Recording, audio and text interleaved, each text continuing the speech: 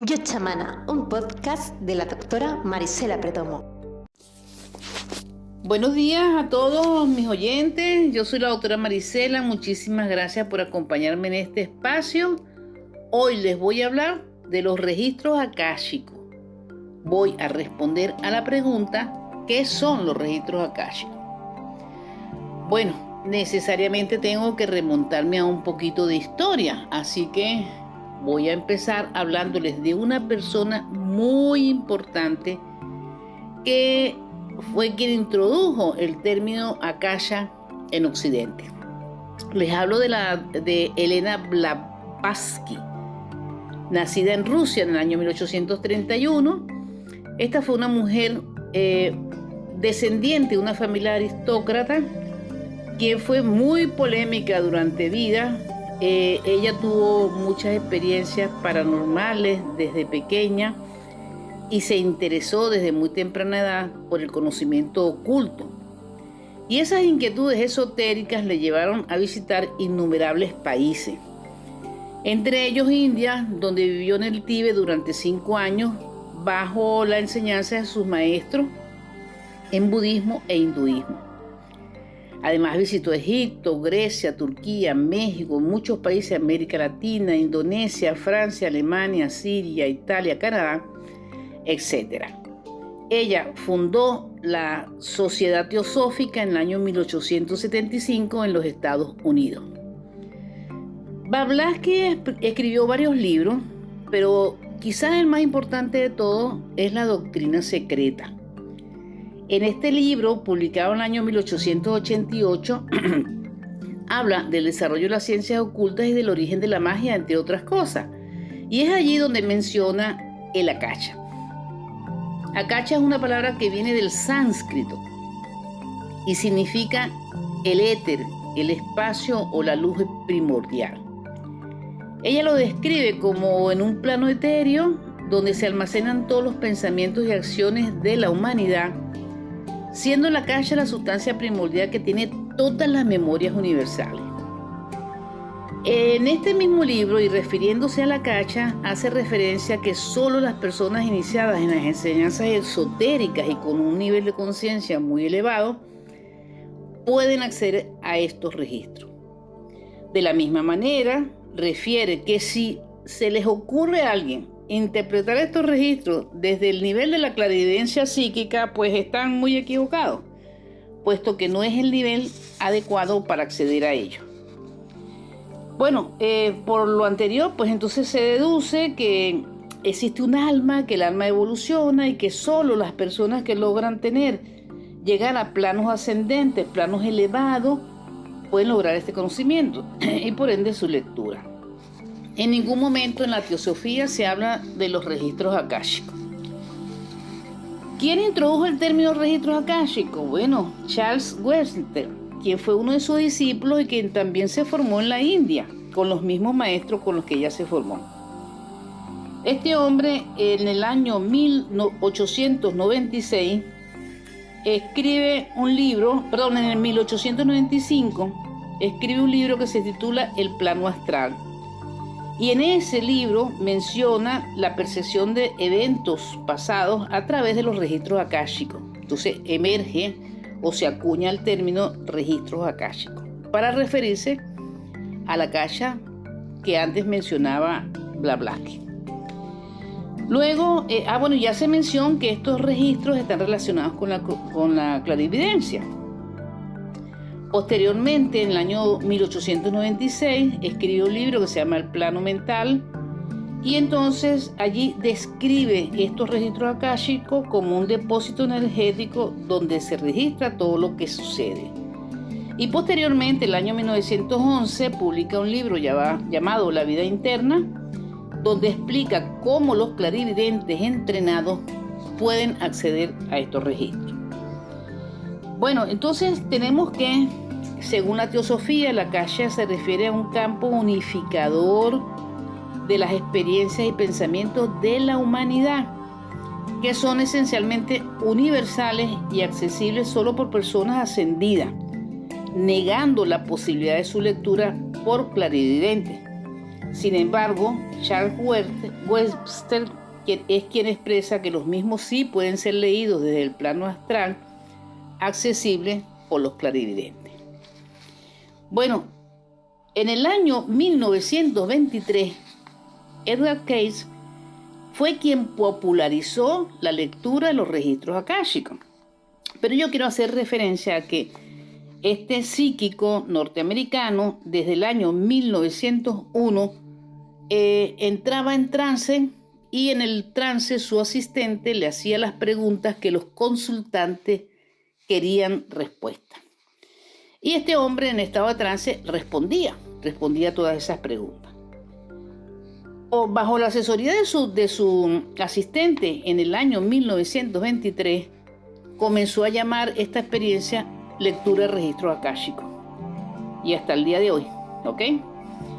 Bueno, Edgar Cayce no escribió ningún libro, lo que pasa es que grababa todas las sesiones y luego se creó una fundación en el año 1931 y en el año 1943 se publicó el libro titulado La historia de los orígenes de la Asociación para la Investigación y la Iluminación, y allí se describe cómo Cayce accedía a estos registros para obtener información detallada sobre las experiencias pasadas de las almas y su influencia en la vida presente, asimismo de su potencial futuro.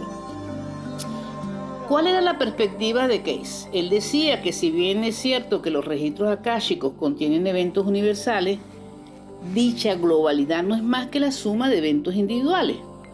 Estos no son entidades separadas, sino fragmentos o partes de ese colectivo universal. Por lo que dichos registros se perciben tanto como un todo interconectado como algo que contiene información relevante para cada ser específico.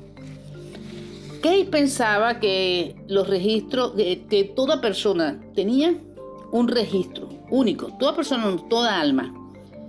Él decía que cada alma era individual y que desde su creación podía pasar por diferentes vidas, lo que quiere decir que creía en la reencarnación.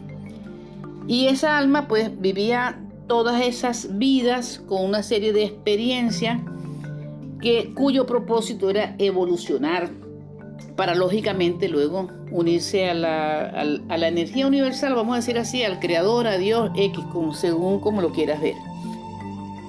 Bueno, y entonces claro, durante la vida se adquirían experiencias para el proceso evolutivo. Pero también él insistía en que cada persona era responsable de crear su propio destino, es decir, hablaba del libre albedrío, y también durante las sesiones él orientaba a las personas acerca de su propósito de vida. Como podemos ver, el nivel de análisis inicial era un nivel sistémico universal y pasó a ser un nivel individual o personal. En el enfoque de Cayce se destaca el registro de las acciones del alma a lo largo de los eones del tiempo, por lo que se explicita la existencia de la ley del karma o ley de causa-efecto y de la reencarnación.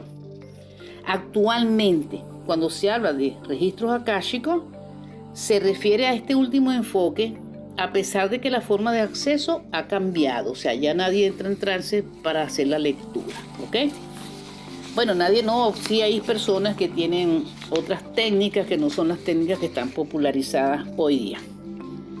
Bueno, por lo anterior yo puedo decirles que los registros akáshicos personales, porque entonces yo sí le agrego ese adjetivo, son la suma de los pensamientos, intenciones, acciones y emociones que ha vivido el alma a lo largo de todas sus reencarnaciones, así como las deudas kármicas y las decisiones tomadas desde su libre albedrío.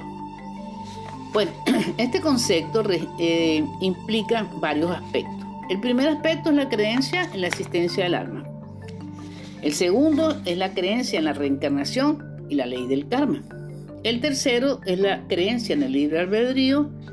Y el cuarto, la creencia en el propósito del alma, pero además el propósito de vida y la misión de vida que fueron incorporados por Cayce, aunque la teosofía no los menciona, reconoce la existencia de los propósitos del alma.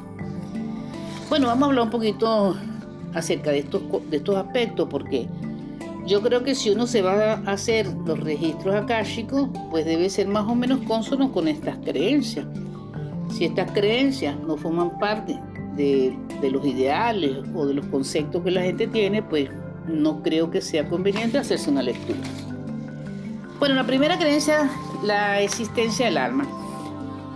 El alma y el espíritu son conceptos que han sido muy discutidos a lo largo de la historia, tanto por la religión como por la filosofía e incluso la ciencia. En muchas culturas y tradiciones espirituales, el alma y el espíritu se solapan, o sea, son sinónimos, alma y espíritu. Sin embargo, podemos decir que se entiende por alma a la esencia interior que penetra generalmente en el momento de la concepción y confiere la vida utraterina. A partir del nacimiento está relacionada con la identidad personal, con la individualidad, con la personalidad, con las emociones, con la conciencia, el aprendizaje de experiencias, etc., con la búsqueda de la verdad y el conocimiento. Mientras que el espíritu se refiere a la chispa o hálito divino que conecta al ser con Dios, penetra al momento de nacer y le confiere la vida extrauterina. Alma y espíritu son inmortales y su propósito es la unión de ambas para alcanzar la iluminación. Bueno, se estima que casi el 65% de la población mundial cree en religión o algún grupo filosófico. Y la mayoría de las religiones, tanto las antiguas como las modernas, así como los grupos filosóficos y esotéricos, creen en la existencia del alma y del espíritu, exceptuando quienes practican el panteísmo, la masonería, el deísmo, el nihilismo, el existencialismo y el materialismo. Con relación a la creencia en la reencarnación y la ley del karma, tenemos que la reencarnación es el proceso a través del cual el alma no muere en el momento en que muere el cuerpo, sino que continúa existiendo y renace en un nuevo cuerpo. El alma pasa por múltiples vidas aprendiendo lecciones, acumulando experiencias e incluso purificándose hasta alcanzar la iluminación. Mientras que la ley de karma o ley de causa-efecto se refiere a las acciones que tienen consecuencias, las cuales pueden influir en la siguiente vida. La mayoría de las religiones y grupos filosóficos no creen en la reencarnación ni en la ley del karma. Solo las religiones de la India, como el hinduismo, el jainismo, el budismo, el sijismo y los grupos filosóficos derivados de ella, como la teosofía, el ocultismo, el movimiento de la nueva era, además de otras corrientes como los rosacruces, el hermetismo, el esoterismo, quienes se han apoderado de estos conceptos, pues creen en la existencia del karma y la ley de causa-efecto. En la reencarnación y la ley del karma. Con relación al libre albedrío, este punto es muy interesante. Las creencias varían, pero podemos decir que en términos generales existe una creencia generalizada en la existencia del libre albedrío. Recordemos que el libre albedrío también nos da el valor moral, o sea, somos capaces de decidir entre el bien y el mal, entre otras, ¿no? Bueno, entonces se entiende el libre albedrío como la capacidad que tenemos los seres humanos de actuar de acuerdo con los valores, los deseos, las motivaciones y las circunstancias. Pero ¿qué pasa? Que según los estudios de la neurociencia cognitiva y la psicología experimental, han podido demostrar que las decisiones pueden ser predichas por la actividad cerebral antes de que se tomen las decisiones conscientemente. Es decir, las decisiones pueden ser influenciadas por procesos cerebrales inconscientes previos a la acción. Esto es muy interesante. Yo recientemente me leí un libro que se llama Decidido. Y la verdad es que primero es muy complejo, pero está escrito por un neurofisiólogo y la verdad es que yo quedé encantada, con muchísimas dudas, por supuesto. Bueno, el consenso que hay actualmente es que aunque los procesos cerebrales pueden anticipar una decisión, los seres humanos aún tenemos la capacidad de reflexionar, cuestionar y modificar nuestros impulsos, lo que implica algún grado de libertad en la toma de decisiones y por ende de la responsabilidad moral. Bueno, el otro aspecto que también habla Case es sobre la creencia en el propósito del alma, el propósito de la vida y la misión de vida. Son 3 conceptos que voy a tratar de aclarar. El propósito del alma ya les hablé, ya les dije que el alma en todas sus vidas o su vida o sus reencarnaciones, como lo quieran ver, va evolucionando, va aprendiendo y se va liberando pues del ego, de su sombra, etcétera, etcétera, de los aspectos negativos, etcétera, etcétera, ¿no? Y entonces llega un momento en que su propósito es unirse al Creador. Lo puedes llamar Dios, la divinidad, el Ser Supremo, el universo, lo que sea, pero el propósito del alma es llegar a esa luz divina e infinita. Evento que ocurre cuando ya esa alma ha evolucionado y va a depender de las religiones o grupos filosóficos como el proceso para llegar allí. El propósito de la vida se refiere a las experiencias y aprendizajes que el alma en su libre albedrío elige en una reencarnación específica, bien sea eligiendo luz o eligiendo la oscuridad, o ambas. Forma parte de su proceso de evolución y constituye la esencia y el sentido de la vida. Puede cambiar en la medida en que se logren o no dichos objetivos o en la medida en que las circunstancias le lleven a uno por otros derroteros e incluso cuando los valores cambian. Y la misión de vida tiene que ver con el desarrollo de talentos innatos, los cuales trae el alma y cómo se usan esos talentos en esa vida para beneficio colectivo y personal. Ejemplo, bueno, si usted tiene dones de sanación, por ejemplo, usted puede en esta vida puede escoger ser un chamán o una chamana, o puede llegar en las diferentes gamas a ser un neurocirujano, por ejemplo. Lo interesante es que desde cualquier perspectiva en la que usted se ubique, su trabajo, su misión, lo que le va a gustar hacer, hacia dónde va a ir, va a ser a la ayuda de la humanidad para mejorar su estado de salud.